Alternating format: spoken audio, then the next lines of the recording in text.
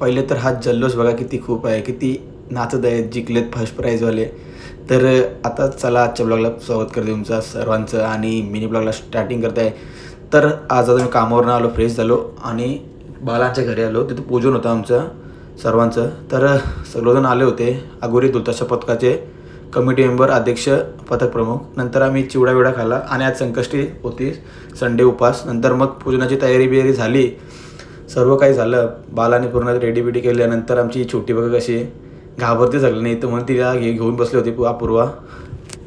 नंतर मग पूजनाला तयार सुरुवात झाली, नारळ बिरळ फोडला, वाद्यपूजनाची सुरुवात झालेली आहे आमची. आता आमचं पूजन झालं आहे, तर आता आमचं वाद्य पण चालू होणार आहे लवकरच.